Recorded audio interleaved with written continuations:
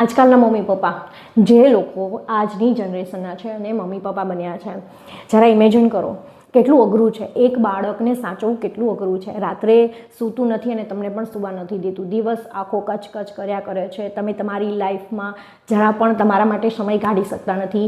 કામકાજમાંથી free થાવ એટલે તરત જ બાળકો માટે ટાઈમ કાઢવાનો હોય છે. તો જરા ઇમેજિન કરો, તમે તો એક બાળકને નથી સાચવી શકતા, જ્યારે તમારા મા બાપે તો 2, 3, 4 ભાઈ બહેનને સાચવ્યા છે.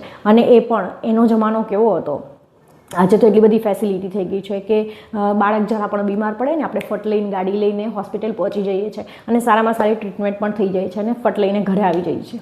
તો જરા વિચાર કરો કે તમારા મા બાપ જ્યારે તમે બીમાર પડતા હતા ને ત્યારે ખંભે ઉપાડીને તમને ખંભા પર બેસાડીને 5-7 ગૌ ચાલીને જતા હતા અને ત્યાં ડૉક્ટર હોય ના હોય, જેવી તેવી ટ્રીટમેન્ટ મળે ના મળે, કેટલા દિવસો થતા હતા. ઘરે આવી અને તમને સાજા કરવામાં મતલબ એને દિવસ રાત લાગી જતા હતા, છતાં પણ એ હસતા મોઢે તમારો ઉછેર કરતા હતા. અને આજે આપણે શું કરીએ છીએ કે બાળકોથી જ કંટાળી જઈએ છીએ કે આ તો શું છે, બાળકો છે કે આપણી લાઈફનું એક બોધરેશન છે.